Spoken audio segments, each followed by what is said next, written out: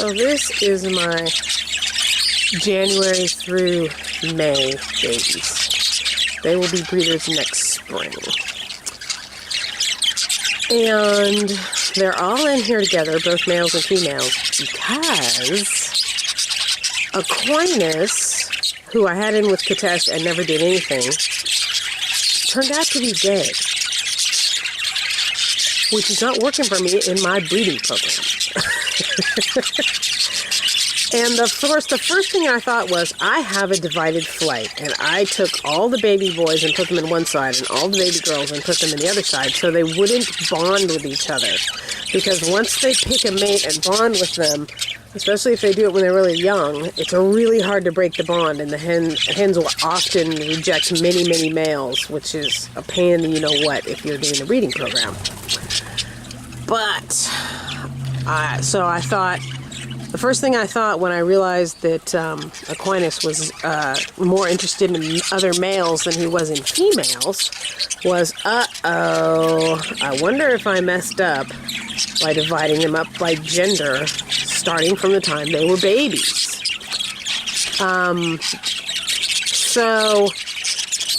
This cage was empty because all the breeders are in the shed, so I brought all of them in here, and they are slowly but surely starting to associate with members of the opposite sex. The bonds between male and the bonds between male-to-male bonds and female-to-female bonds are getting broken, and they're starting to behave. The other thing that made me wonder if maybe I'd messed something up is Peabody up here, who was in the breeding shed and never bred. His hen laid a bunch of blank eggs, and I don't think they ever mated. This is actually his full sister from a different clutch, which he will not be breeding with. But it's encouraging that he likes her.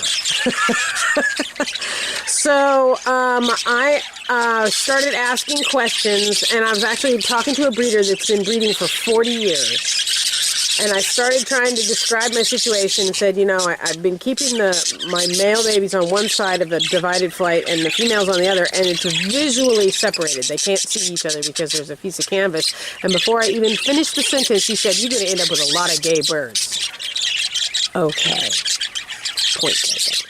So, I'm going to take the divider out, and the other thing that I've learned as I started asking around is, although many breeders do separate out babies from adults and males from females, they don't do it visually, so they can still see each other through the wire and talk to each other and stuff. But other breeders are taking a more holistic view and saying, you know what, they need to be with their parents and in a mixed community their entire lives. And then what you can do is a month or so before breeding season, you divide up the males from the females and then visually separate them so that any bonds can be weakened before you pair them up and put them in a big flight cage. In the breeding shed. So that's what I'm going to do. These guys are mixed. Let's see, the only adult birds in here right now is Laurel and Scruffy right there. Scruffy's eating out of there and Laurel's there. Their babies are in the shed with somebody else because Laurel was so sick she couldn't handle raising them. So they're the only two adult birds in here, but it's been interesting because the other day they were sitting on the perch next to each other and having a discussion, and one of them was grooming the other one, and one perch down, Peabody was sitting there with his head cocked to the side just watching them. They learn how to behave from each other. So, my hope is that it's not too late, that I didn't permanently mess them up by keeping them apart. They will be in here together, males and females mixed, until probably April 1st. And also, the breeders in the shed that I am keeping will be added in here, so they will be mixed with experienced breeders. Some bonded pairs and a whole bunch of, a fistful of single males that are going to end up breeding to some of these females in here. Because I'm retiring a bunch of females that are 5 years old or older, but I have several males that don't need to be retired yet. So anyway, let's see.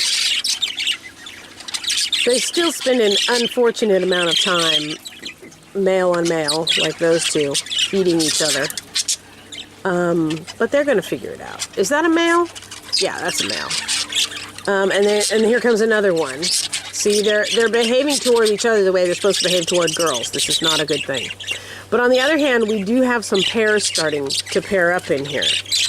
And some of the same-sex pairs are breaking up. So, for instance, that's Hera right there, and she and Shakti, my violet crested, were a bonded pair.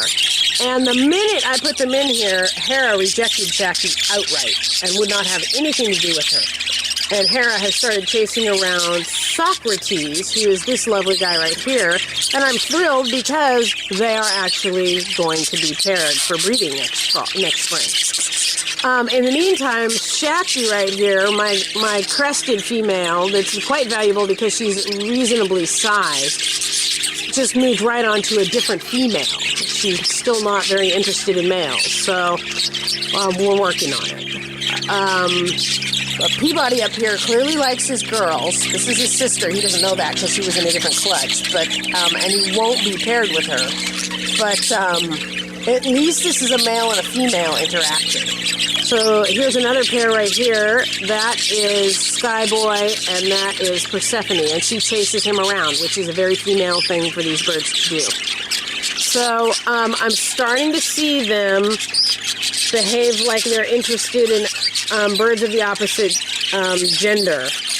But I think what's really going to take it off is when I put the adult males in here that are proven breeders, and they start chasing the girls around for real, and putting those boys into their place and saying, sit down and shut up. Take some notes, foolish boys. So anyway, a divided flight, probably okay. Visually divided flight with canvas on it so that they can't even see each other, not a good idea. Don't do it. I am actually going to leave my divided flight up, but I'm going to put mixed groups on both sides of the divider. So everybody's going to be with older birds, younger birds, male birds, female birds, mama birds, baby birds, etc. So, some of these guys are looking pretty good. See these two right here? They are zeroing in on each other. They spend more and more time having this discussion. And I love that because he is Texas Clearbody split, and she is the hen that's going to put size on that line. He's good sized anyway, but she's probably the biggest bird out here. So I'm going to have some nice sized Texas Clearbody chick out of them. Let's see. The other ones that I've seen really starting to chase the boys around are the sisters, Venus and Aphrodite. I think that's Venus right there. And she has decided the boys are really quite interesting. Yeah. Her mother is Laurel, and her father is Steffi. So her parents are in here with her. She is Venus, but she's not as pretty. See, she likes him. He's not going to be her mate, but she likes him and she follows him around, and that's a good thing. That's Kronos right there, who is actually going to be bred to. Oh, I don't remember. But anyway, and Aphrodite is also following boys around. I don't see her. Where is she?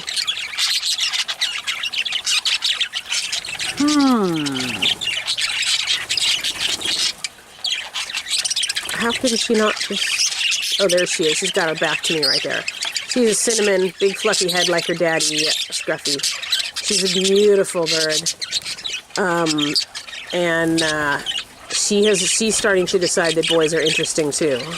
Hallelujah. So they have months to figure this out because they're not going in the breeding shed probably until mid-March or early April. So we got, 6 months to go. So hopefully I can undo whatever damage that I did. But anyway, just wanted to let you know.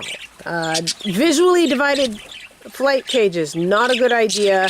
Seriously considered keeping them in mixed flocks because it promotes more natural behavior. Okay, that's it.